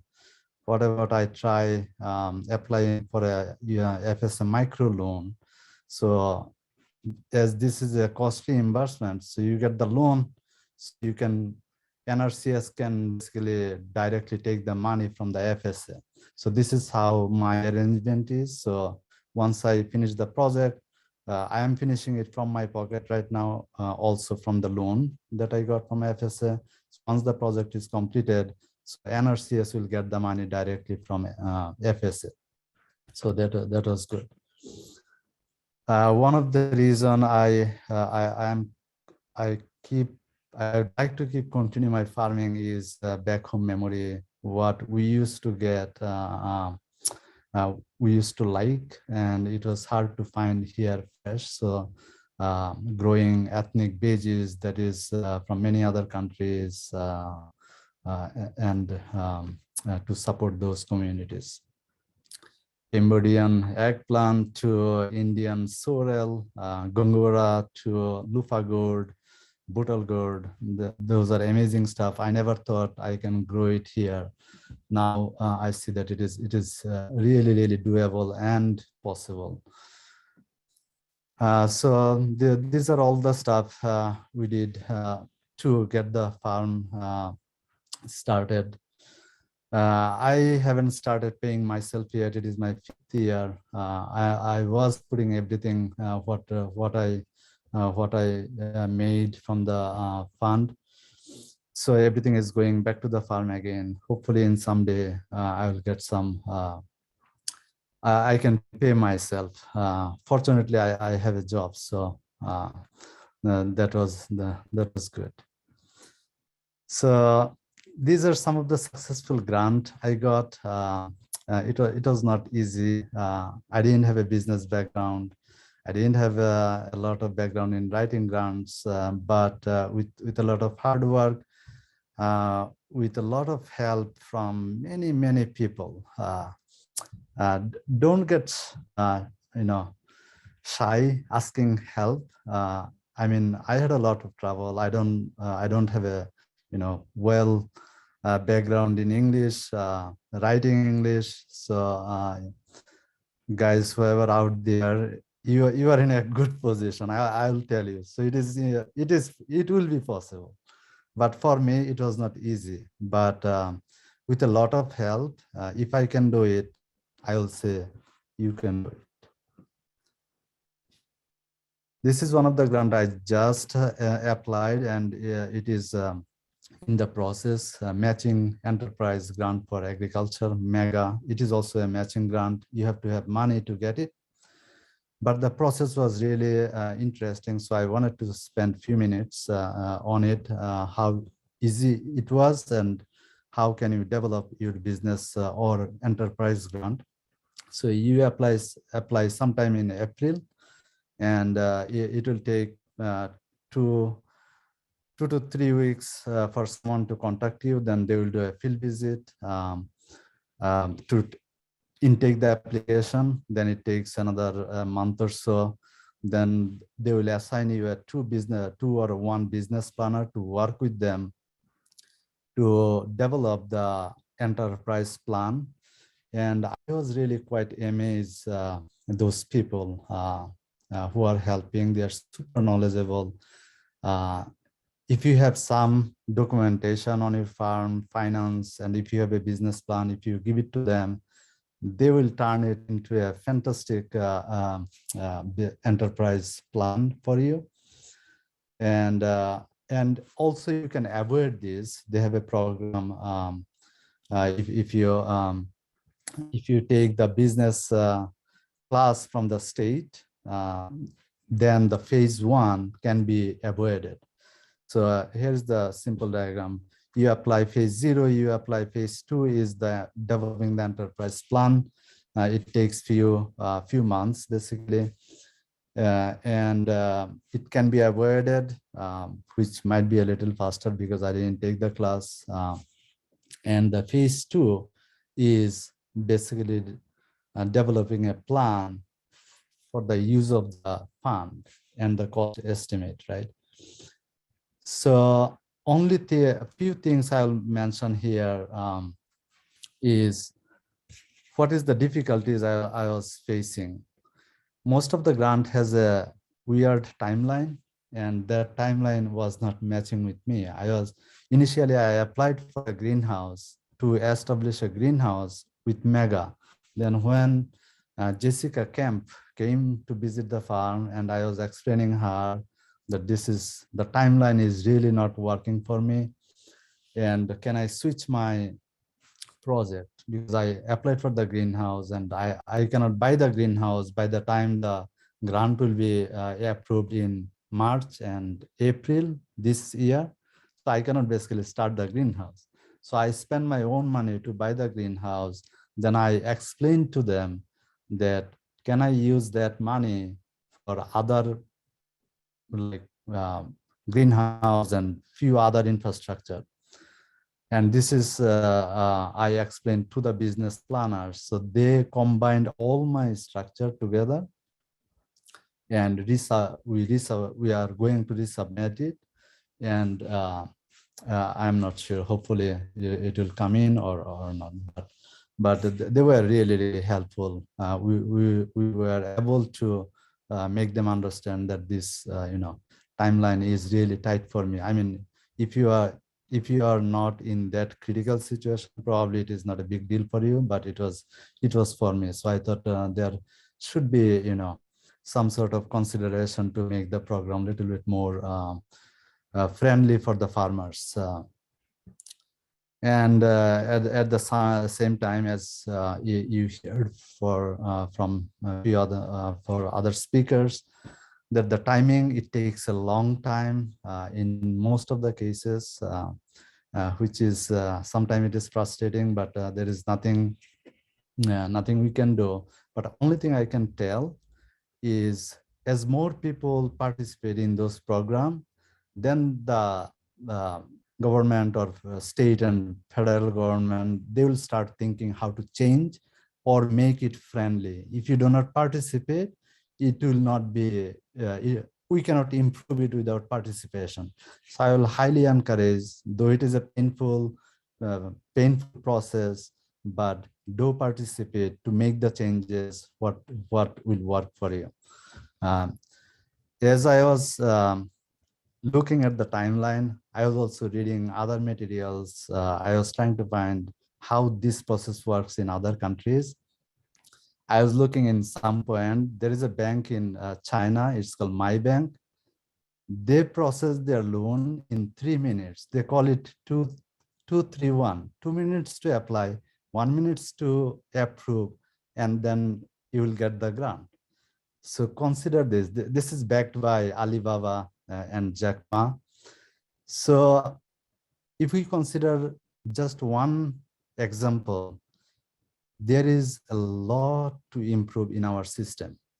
There should be a better way to handle and support the farmer, what they are doing. The farmers are doing one of the fundamental things for our existence. You can have a lot of things, but if you don't have food, you cannot survive.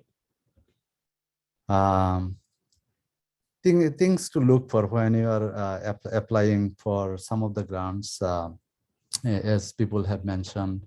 If you have restrictions on your lease or licensed land, or even on your own farmland,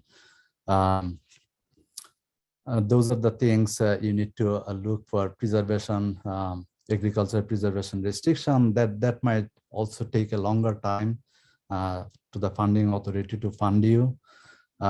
Financial statement of operation, including sometime personal. When I was applying for the FSA loan, you also need to show your personal history of expenses and all the other stuff. So having it handy, it's really helpful. It was a nightmare for me to find, how much money I spend in food, groceries and everything else. So that could be useful. Have a good business plan ready at all the time. This is really, really helpful. donation collaboration with other farm organizations really help in most of the grants. They want to look, they want to see how as a farmer, how you are reaching, how you are engaging your community with other organizations, institutions. That is very helpful. So I think with that, there is a lot of people to thank. And I'd like to special thank Jennifer, Jim Henderson, all the business planners, some amazing woofers who were the critical workforce at my farm, and the team at the farm. With thanking, I would like to finish here, and if people have any questions, we can answer some of them. Thank you so much. Thank you so much, Mohammed. You are one of the hardest working people that I know. And definitely, I think your advice of asking for help has paid off tremendously. Really gotten a lot of people around you to support you with your own drive and passion and vision and belief that everything is possible. So I know people really want to help. So I realize that, and so thank you for sharing all of your experience and history. So I know we're running a little bit tight on time we had hoped to have a little more time for questions and answers. So do feel free to continue to put a few things in the chat here. I see a couple of questions that we haven't quite gotten to. I do appreciate the presenters who are helping answer some of the questions in the chat as well. There's some questions about, are there folks that you can go to help review your grant? I think some have been mentioned there. And definitely some folks are asking about how long it takes to write an application. I don't know if anybody wants to weigh in on that question, and to Glenn, who has experience with the value-added producer grant as well, if there's any advice you can give on that. And were you guys 100% successful? Sounds like, as many of you shared, not always. Nope, for sure, not always. Some grants are surprisingly easier to apply for than others. Some are very technical, 20, 30 pages long. So it's a hard one to answer. But I would say we typically would put in maybe 10 or 15 hours of kind of writing and brainstorming, meeting with staff or people on our farm who would have input or some guidance. We have some smart people here now, where before it was just me. But it's really interesting listening to everybody, because you're all, have been working so hard, but I feel like I'm 30 years past, but honestly, it took 20 years of really hard work and wondering. I mean, I loved it, but just wondering if we were ever going to get there. And it was around the 25-year mark that I felt like our business was maturing, that we were, starting to look like a second generation farm, a third generation farm. But I know this is off track a little bit, but from the very beginning, we tried to put 20% of our gross income back into capital. And when my house was falling down around us, and we let it completely dilapidate, every window was broken, but I kept telling my wife, we have to keep putting it in the farm, keep putting it in the farm. And we were really disciplined that way. And it's difficult early on when, you just have basic needs. But anyways, filling out the applications, yes, anywhere from 10, 20, 30 hours. It can be an investment of time in it, and it should be.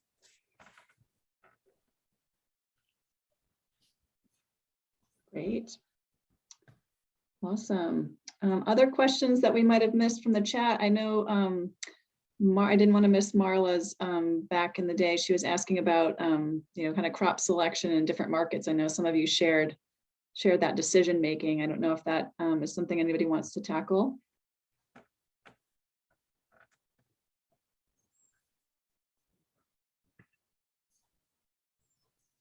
Pepperell go. We started doing a lot of, different things for farmers markets and stuff to stand out. But when we got the farm stand, people really want to see tomatoes and cucumbers and lettuce. And no matter how beautiful your bok choy is, they're always going to go for a tomato over that. It's kind of just always shifted with, where we're at. I know that some things sell better in some markets than others. Some markets are all flowers and eggs, and other markets are all leafy greens and, tomatoes and things. So it's all, reading the room, if you will.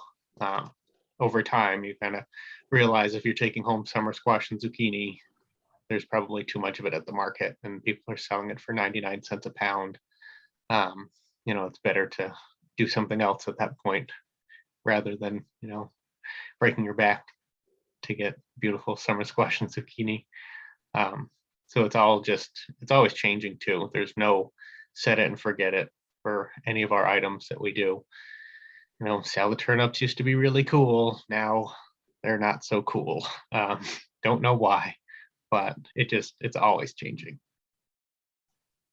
Great, thank you. I see a hand raised from someone who's still named iPhone. I don't know if you have a question you'd like to unmute yourself and ask, or. Yes, good morning. My name is Esther. I don't know why it's an iPhone.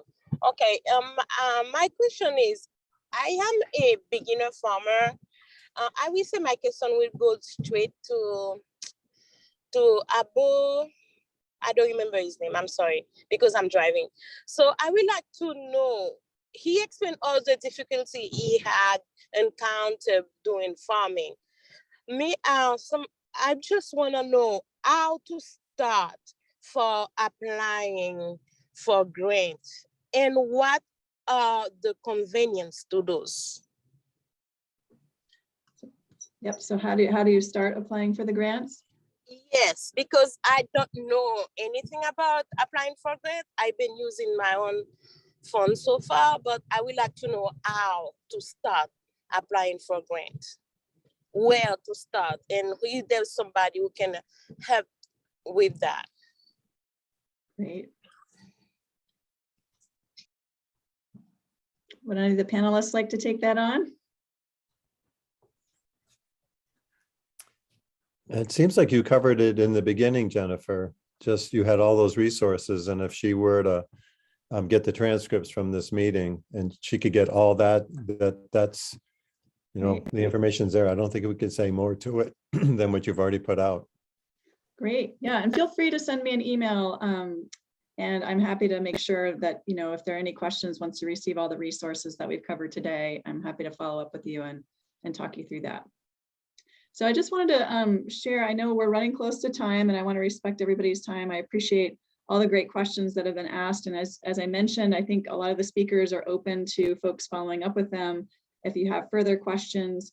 But there are a couple of timely things coming up that if today was not enough for you, I would like to point you to some other workshops that are happening in the coming weeks that will also walk you through a lot of the different grant programs that we've just talked about today. So thank you to all of our presenters for that. You will be receiving a workshop evaluation in addition to all the great resources. So I like to say there's no such thing as a free lunch. So please help us out by filling out your feedback there. But the New York Farm Service Agency is now offering FSA Fridays. So they're basically going through each of their grant programs starting next Friday at noon. Every Friday at noon for the month of February, they're talking about introduction to FSA loan programs, how to start working with them, the disaster programs that are out there, storage facility loans, and other kinds of things like that. So if you are thinking about learning more about Farm Service Agency that we've talked about, we didn't mention a lot about crop insurance, but there are other products out there. Brittany mentioned it a little bit, but if you're interested in thinking about other ways to ensure your financial resources on the farm, Connecticut's doing a whole crop insurance webinar series also, and they've started a couple. I think those are recorded, you could get access to them, but they're doing a few more in February as well. There's a grant workshop next week also that New Hampshire group is doing through their New Hampshire Food Alliance. We're going to have a farmer working group. If folks have a grant application that they're working on or are interested, you can also sign into that. So I'll send those as well as a follow-up, but there's more to learn. This is the time of year when folks are putting a lot of workshops together to help folks think through these things. And I just wanted to follow up and say that we will be posting the recording of this on our YouTube channel and sending it out afterward. So I will stop sharing and just thank you so much again. Much appreciation to all the speakers, to Glenn and Chris and Brittany and Mohammed for sharing your stories, for all the great work that you do in the community to feed everyone and steward the land, to Vanessa and her team at Greenbelt for helping to support this. And I really hope everyone has a great rest of the day and enjoys the snowstorm that's headed our way over the weekend. So thank you, everybody. And yeah, Thank you please so follow much, up with any everybody. remaining questions. Thank you so much, Jen. We really appreciate it. Thank you.